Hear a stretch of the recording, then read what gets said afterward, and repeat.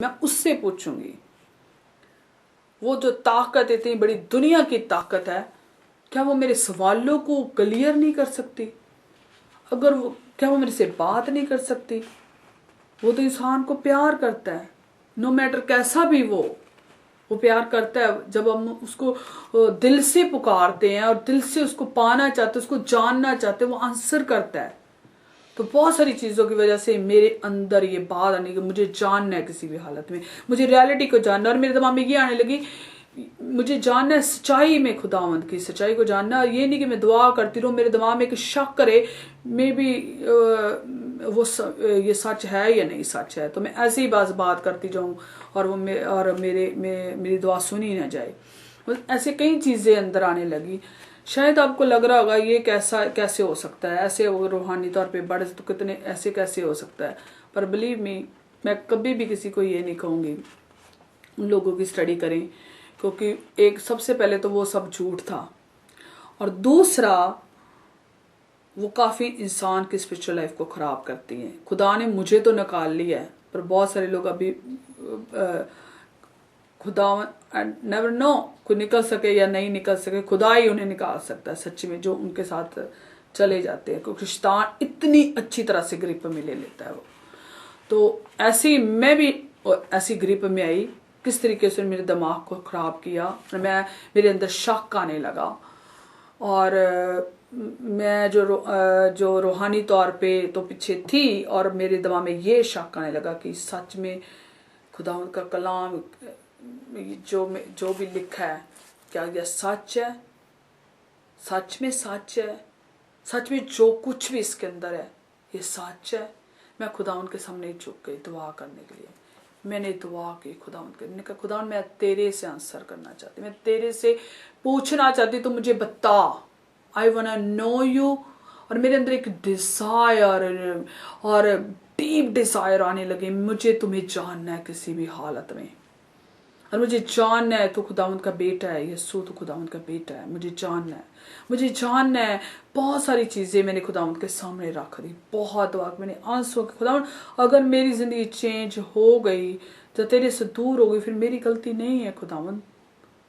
और मैं फेक नहीं कर रही, मैं ऐसे ही नहीं कर रही कोई सीन देखने के लिए, जो एंजॉय करने के लिए। खुदा ने मेरे अंदर एक तड़प है।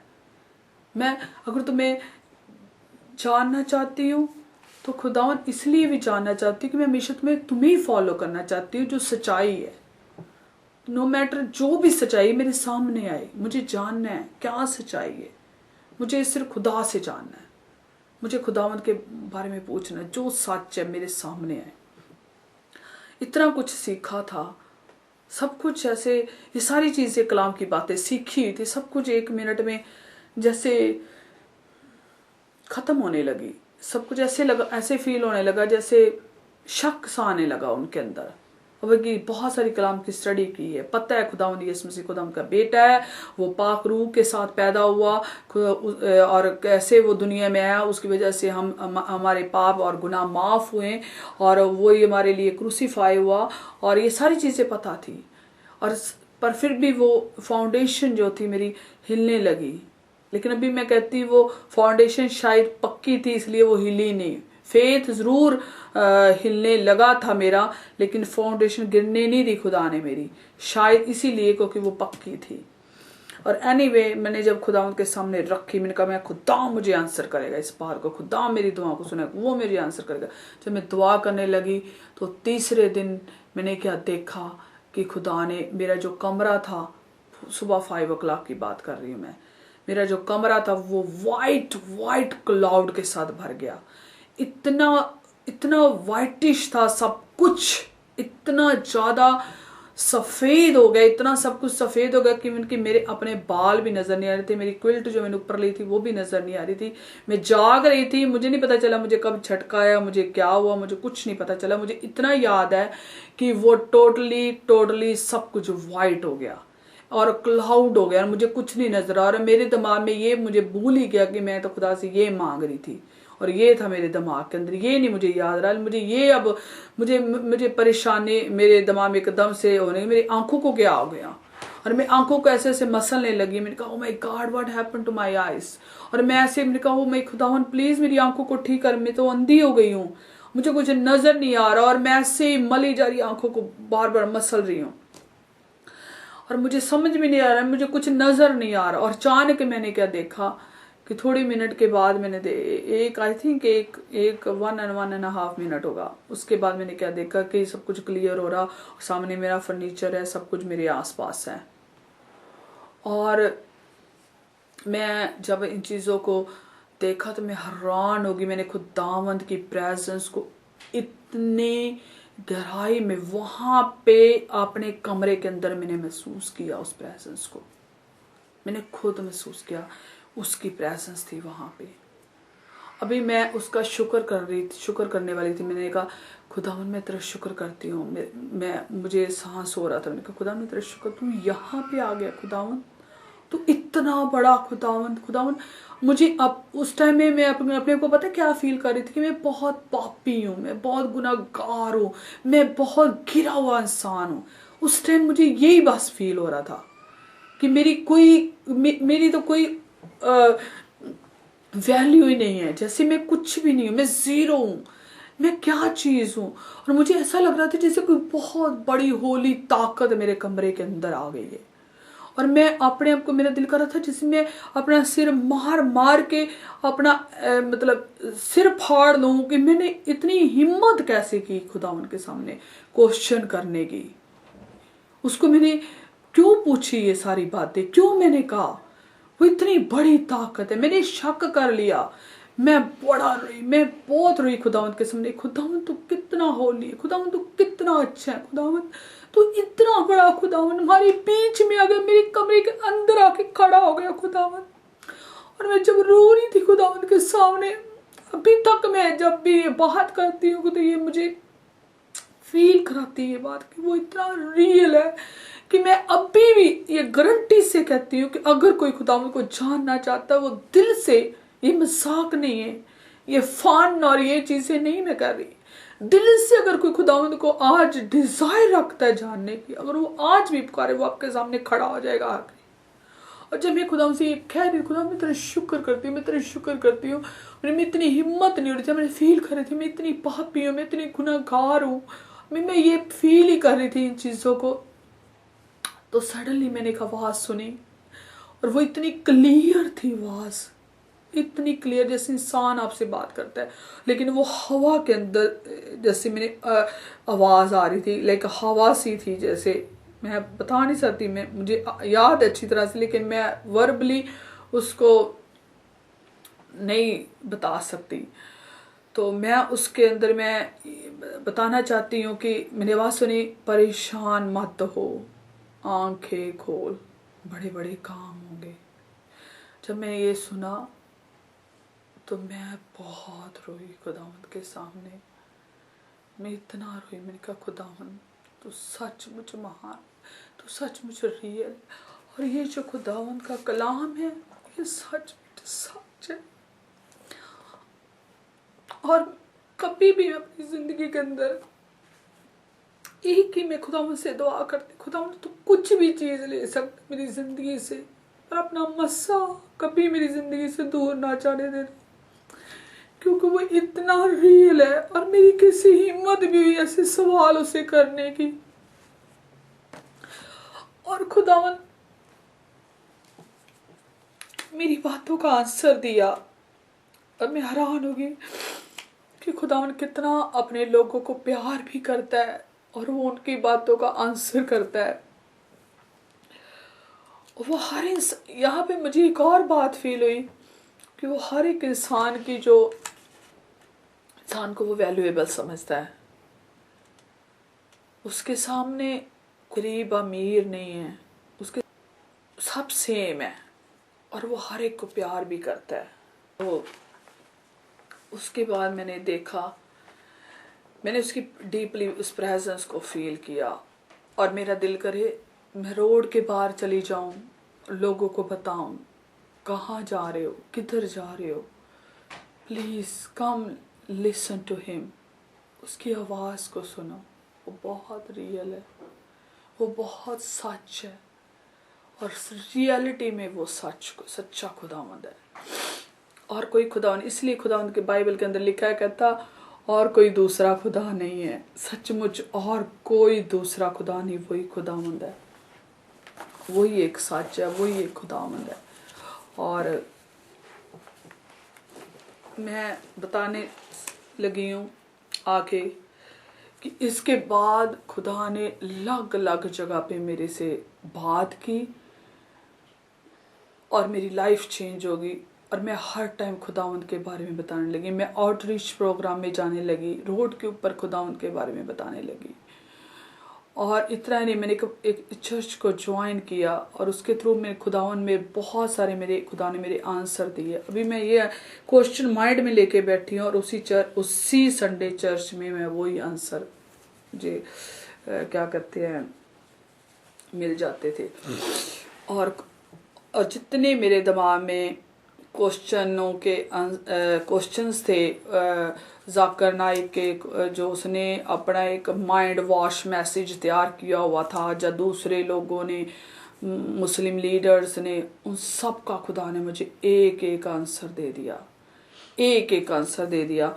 और मैं खुदावंद के उन चीज़ों के साथ और भी लोगों के साथ शेयर की, बहुत सारे लोगों के साथ, मैंने एक के साथ नहीं शेयर की, मैंने बहुत क्योंकि मेरा मुंह बंद ही नहीं हो रहा था ये बात करने के लिए, क्योंकि एक अजीब तरह की मेरे अंदर खुशी थी। इवन ऐसा एक एहसास पैदा हो गया था, चाहे जिंदगी को कुछ भी हो जाए ग्रेस, तूने उसकी गवाही देनी ही देनी है, वो सच है, वो रियल है, और वो आम नहीं है, वो आम कॉमन नहीं है, वो सच में बहुत बड़ा खुदावंद है, और वो सुनने वाला है और वो आंसर करता है।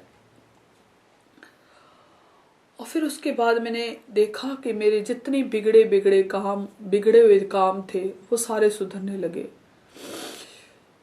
और एक ऐसा माहौल सा था जो मेरे घर के अंदर था उससे पहले, मतलब मैं चर्च स्टार्ट करने से पहले की बात करती हूँ।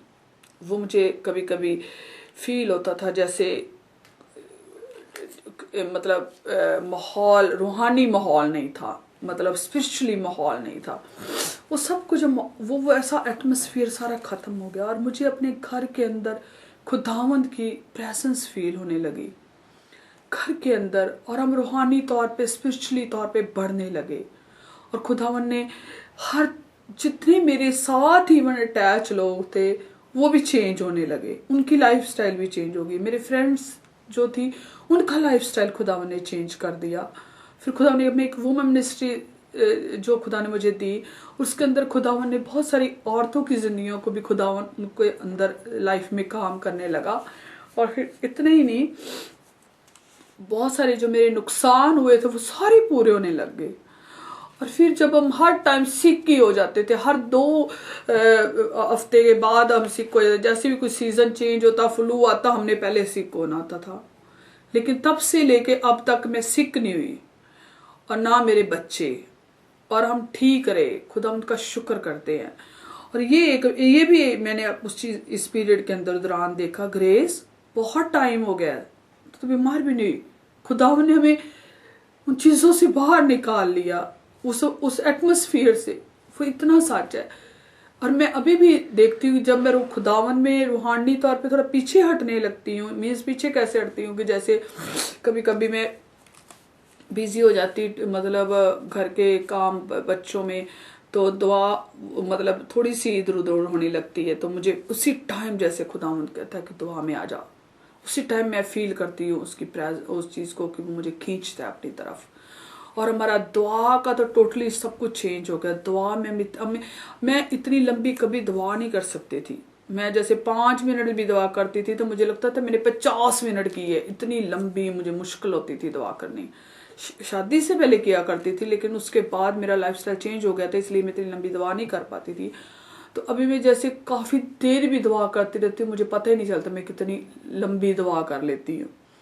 और ये एक बहुत बड़ी बात है, ये छोटी सी बात नहीं है। मैं उन लोगों के लिए कह रही हूँ कि जो मेरे जैसे एक्सपीरियंस में निकले वो इन चीज़ों को जानते हैं, क्योंकि बहुत से लोगों ने इसी के बारे में मेरे साथ डिस्कस किया। मैंने जब उनको बताया कि ऐसी चीज़ों में वो निकल सकते हैं। और मैं उनकी लाइफ में भी, उनकी दुआ में भी बहुत बड़ा फ़र्क है। अब वो भी दुआ में बढ़ने लग गए हैं वो लोग। मीन्स कि ये सारी चीज़ें चेंज तब आती जब खुदावंद आपकी ज़िंदगी में चेंज लेके आता है। खुदावंद का कलाम मुझे बहुत साल पहले पढ़ना मैंने छोड़ दिया था। मैंने जानबूझ के छोड़ा, मुझे टाइम नहीं मिलता था।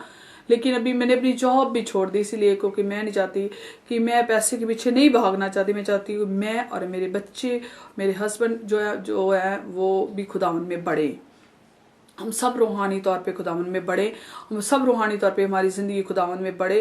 क्योंकि ये पैसा जो होता है ना वो सब कुछ नहीं है। इसलिए मैं चाहती हूँ कि खुदावंद में बढ़े, इसलिए हम कोशिश पूरी कर रहे हैं, हम दुआ में बढ़े। और मैं एक बात बता दूँ, ये मेरी ताकत से नहीं है, ये खुदावंद की ताकत से है। उसकी मदद से, उसकी वजह से वो लाइफस्टाइल भी चेंज करता है, वो दुआया जीवन भी आपके अंदर भर सकता है, और वो कलाम के लिए पढ़ने के लिए डिजायर भी आपकी जिंदगी में पैदा कर सकता है। सब कुछ उसके हाथों में जब सरेंडर कर देते हैं तो वो सारे चेंजेस ले रखने देने की आपकी जिंदगी में ताकत आता है। जब आप उसको परमिशन देते हैं अपनी जिंदगी में करने की और कहते हैं खुदा तो मेरी जिंदगी में कर ऐसा, तो वो करता है, चेंज लेके आता है। और फिर मैं चर्च में भी रेगुलर होने लगी, रेगुलरली, बल्कि रेगुलर से भी ज्यादा ठीक हो गई। और रूहानी जीवन खुदावंद का शुक्र करती वो मुझे वापस लेके आया। He brought me back। खुदावंद मुझे वापस लेके आया। मैं खुदावंद का शुक्र करती हूँ, वो मुझे घर वापस ले आया। और मैं सच में मैं गुम हो गई थी, मैं लॉस्ट हो गई थी। लेकिन शायद वो ही मेरे पेरेंट्स की जो दुआएं, बहुत उन्होंने हमारे लिए दुआएं की है। और मैं इससे ये सोचती हूँ कि खुदावंद कितना फेथफुल है। जो पेरेंट्स, जो आपकी फैमिली जो आपके लिए दुआएं कर देती है ना, वो दुआएं कभी फेल नहीं होती। आज वो दुआओं की वजह से मेरी जिंदगी भी वापस खुदावंद में आई है। और खुदावंद जिसको चुन लेता उसको कभी वो छोड़ता नहीं, वो बहुत प्यार करता। क्योंकि वो इतनी प्यार की वजह से, प्यार की खातिर वो पीछे आता है इंसानों को, उसको बचाने के लिए, उसके जीवन को वापस लेके आता है। हम भाग जाते हैं लेकिन वो फिर भी बाहें फैलाए खड़ा रहता है वापस लेने के लिए, और वैसे ही वो प्यार करता है। मैं खुदावंद का शुक्र करती हूँ। मैं कभी कभी ये सोच के ही डर जाती हूँ कि अगर मैं ना वापस आती तो, लेकिन मुझे पता है कि वो मुझे कभी वहां नहीं रहने देता, वो मुझे वापस उसने लेके आना ही था, हमेशा मेरे साथ था। अब मैं फील करती हूँ, एक टाइम था जब मैं फील करती थी कि शायद अब मैं उस जगह पे कभी नहीं पहुंच पाऊंगी रूहानी लाइफ में जहां से मैंने छोड़ा था। लेकिन खुदा मुझे उससे कहीं ज्यादा आगे लेके आया, रूहानी लाइफ में आगे लेकर। खुदा ने मेरी जिंदगी को चेंज किया, मेरे एटीट्यूड को चेंज किया, जो मेरे अंदर बहुत ज्यादा था। खुदा ने मेरी सोचों को, मेरी थॉट्स को भी चेंज करके रख दिया। खुदा ने मेरे अंदर बड़ी चेंजेस लेके आए। मैं ये नहीं कहती मैं परफेक्ट हूँ, मेरे में अभी भी बहुत सी कमी है, लेकिन पहले से खुदा ने मेरी बहुत सारी लाइफ को चेंज। और I am trying my best to be a good person. I am trying my best कि मैं उसके रास्ते पे ईमानदारी से चलूं। इससे मैं अंदाजा लाती हूँ कि सचमुच वो जिंदा खुदावंद है। और वो मैं कौन कौन सी बात बताऊं कि वो कौन कौन सी जगह पे हमारे लिए, हमारा सारा जो बिजनेस था, हमारा सारा जो पैसा था वो लॉस्ट हो गया था। हम फाइनेंशियली बहुत पीछे चले गए थे। खुदावन ने सब कुछ दोबारा दे दिया। और खुदावन ने हमारे रिश्तों को भी रिस्टोर किया, हमारे बच्चों को रूहानी तौर पे पढ़ाया, सिकनेस को खत्म कर दिया। इतना डार्कनेस, जो अंधेरा ही अंधेरा, जैसे लगता है जैसे कोई रास्ता है ही नहीं, इसका कोई, बहुत मैं होपलेस फील करती थी। और जैसे कोई रास्ता ही नहीं, इसका रास्ता कोई हो ही नहीं सकता, वो भी खुदावन ने रास्ता बनाया। और मैं आज ये बिलीव से कहती हूँ, विश्वास से कहती हूँ कि अगर आपकी जिंदगी